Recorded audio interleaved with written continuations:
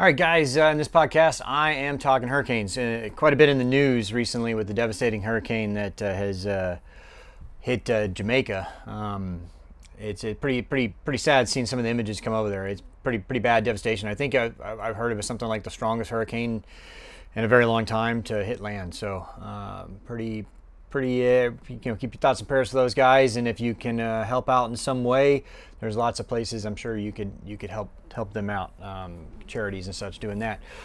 So all of that got me thinking about hurricanes and sailing, and so I thought that'd be a pretty interesting topic to talk to you guys about, and go over my how hurricanes have affected sailors for generations, if not millennia. Who knew back in the day? Gosh, you had no idea it was coming, right? So I'm going to talk about the tech and the planning and all that comes into hurricanes, and kind of the then and now, and all the things you can do, and the insurance rules and the migration patterns and the prep and stories and all that. So we'll kind of get right into it there. So my first section is going to be then versus now. So then being roughly 30 or 40 years ago and earlier.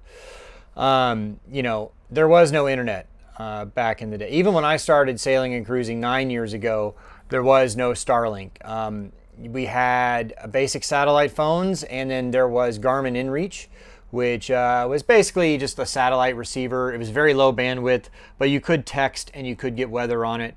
Before that, there was single sideband radio, which is kind of like what do they call that? Ham radio type stuff. Single sideband. A lot of boats used to have that, and then still do to this day, although it's changed a little bit. But like, there's a guy named Chris Parker. He's pretty famous in the sailing and cruising world, where he would help plan routes and give weather updates for people crossing the oceans and all that. And you get on the single sideband and like broadcast the weather for your particular route along the way. And if you know anything about single sideband, I use that a lot in aviation. So it's like basically it kind of bounces radio waves off the atmosphere and stuff like that, and you got to get different frequencies versus day and night.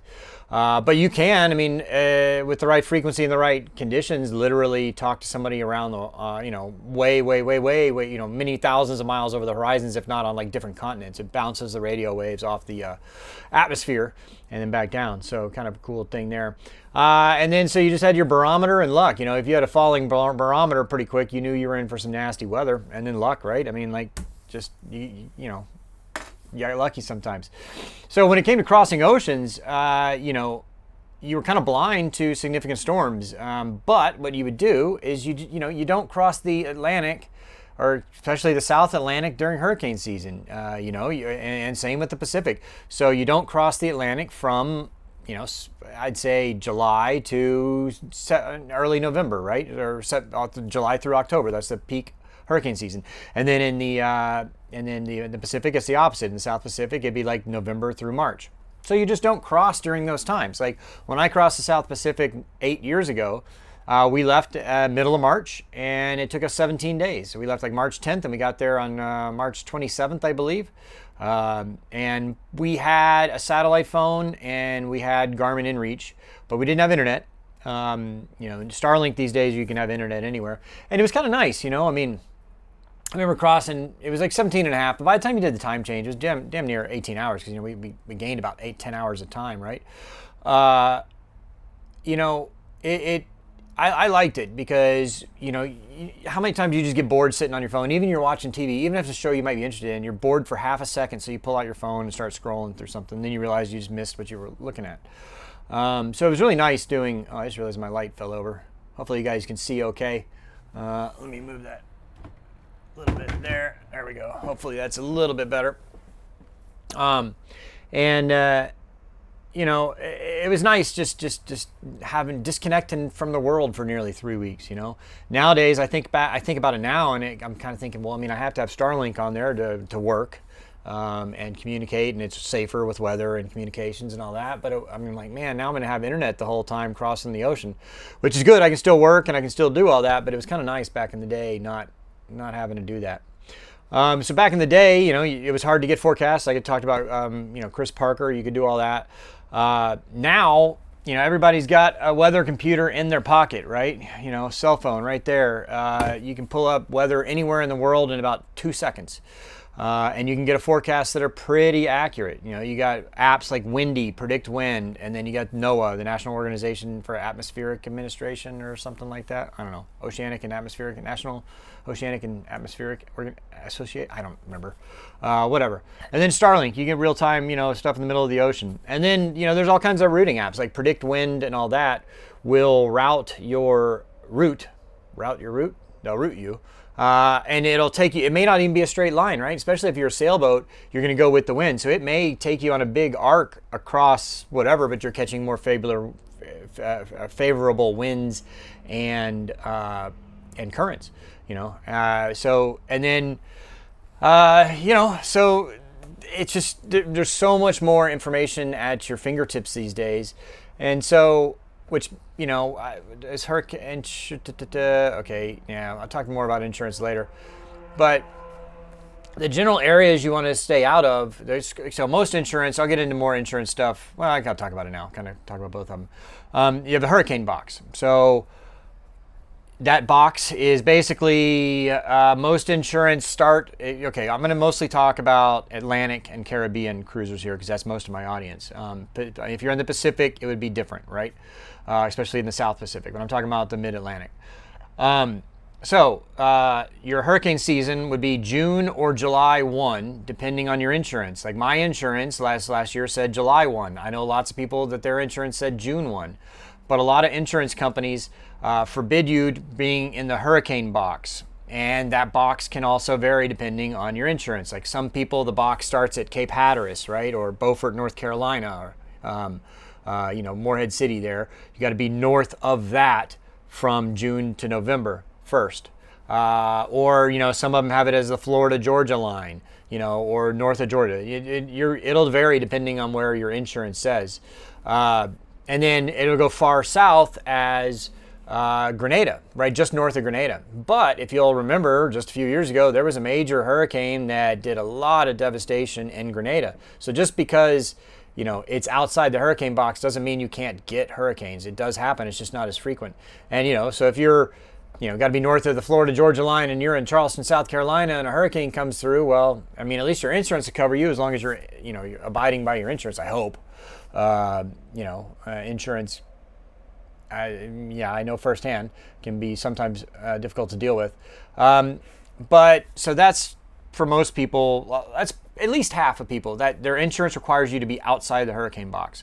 I have had insurance, not this most recent time, but I have had insurance like on the dark side, my motor yacht, where I could be in the hurricane box. It just did not cover me in a named storm. So a named storm would be hurricanes, obviously. I think, are they naming the tropical depressions? I think they named some tropical depressions. So if it's a named storm, it does not cover you for any damage from that named storm. But, you can still be in the Caribbean or in the Bahamas, but that means you got to run from it, right? So if you know a storm's coming, you got to go.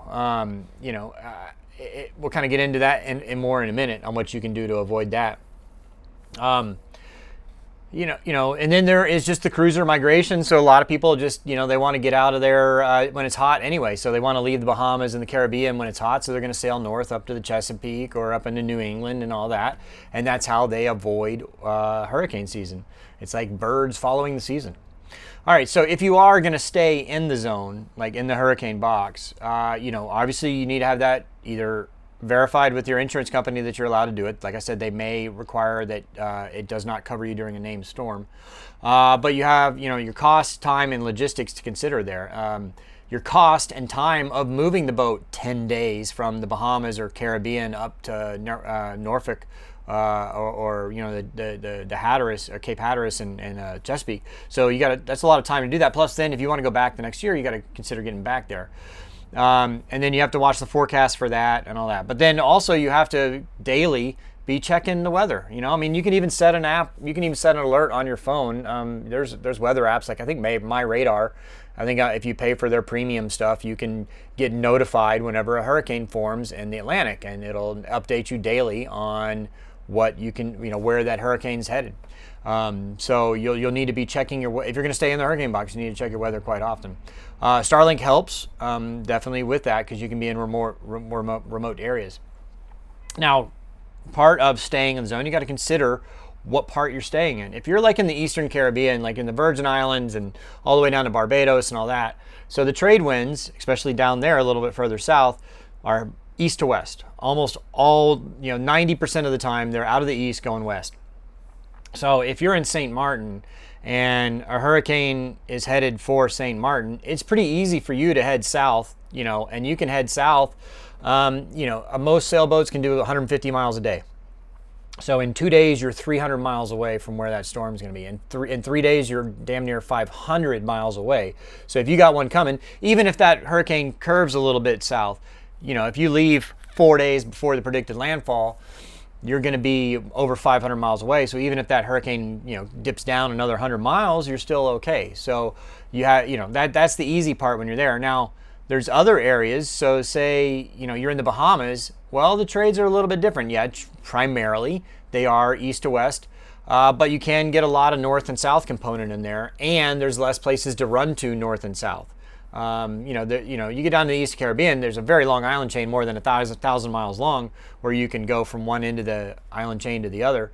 Whereas in the Bahamas, most of those islands run west to east, and it's a lot harder to find a shelter area. So you have to just kind of, it's also shallower and more unpredictable wind and all that. So you have to manage that. So it really depends on where you are, and then if you get over to the western hurricanes, very few hurricanes actually reach like places like Costa Rica and all that, at least on the Atlantic side. I'm not too for sure on the Pacific side, but yeah, so you're generally, but I mean, Belize was hit by a major hurricane not too long ago, so they do happen, just like they do happen in Grenada. You just have to be prepared, which brings me on to my next section here, which would be hurricane holes and prep.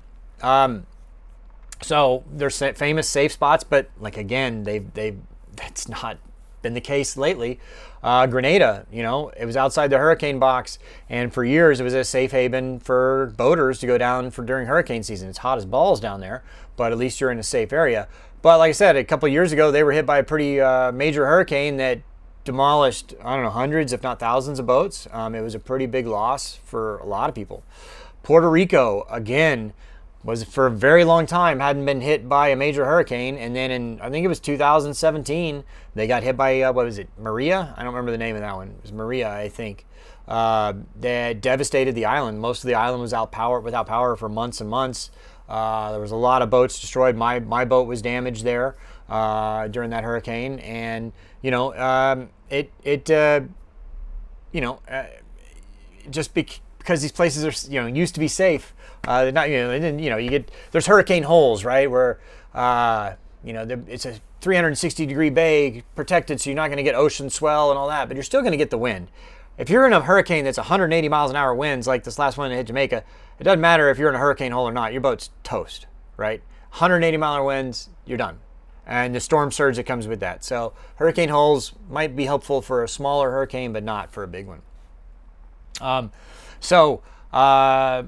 A lot of places, including I kept my boat during hurricane season one time in Puerto Rico at Puerto del Rey Marina, with the stipulation that it had to be pulled out on the hard, because they have a nice big hard stand area that's well above sea level. It's pretty good height. It's like 20-30 feet above sea level, and so the storm surge isn't going to get up there, and you can store it on the hard. And they have these concrete pilings going through they're buried really deep, so they can tie the boats down so they're not going to blow over and all that. So some of these places are approved for riding out a hurricane. That would be like Puerto del Rey. Like, your insurance may vary, so you need to talk to them about this. But there's things you got to do. You got to remove your sails, right? You got to remove your ground anchor. You have to your anchor and all that. You have to make sure all your bimini and all that stuff, that anything that would get damaged in the storm is pulled down, and all and not where it's going to be blowing around. And most places when you're stored on the hard will make you take your forestay down, or foresail, your jib or your genoa. If it's on a furler, they make you bring it down. They'll let you leave up your main sheet, your mainsail, but they'll make you pull down your furler, because if that furler were to let go, then all of a sudden you got a huge sail just flapping around in the wind. So they make you pull that down. And then if you're going to stay in a marina, sometimes they make you double or triple lines and put chafe guards on things. And then, if you're not in a marina, you're going to run it out. You get to, put multiple anchors and all that stuff out.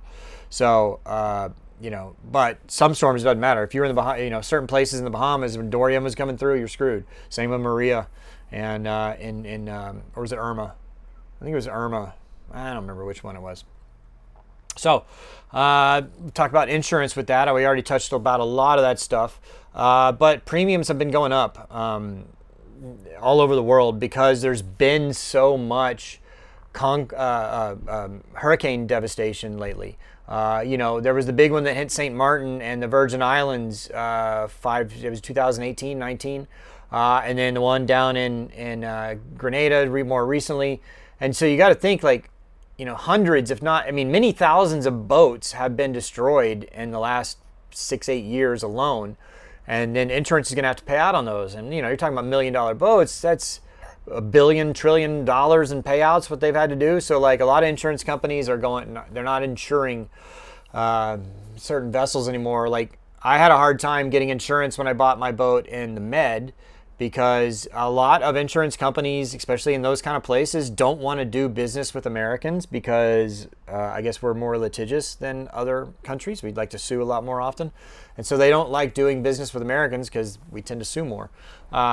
So, it is getting harder and harder to find coverage on insurance internationally for boaters. You can relatively easy find, insurance if you're just coastal in the United States. It's okay to find it in the Bahamas, but you start going a little further afield and all that, it gets a lot harder to find insurance. And then you got to deal with them not paying out type stuff.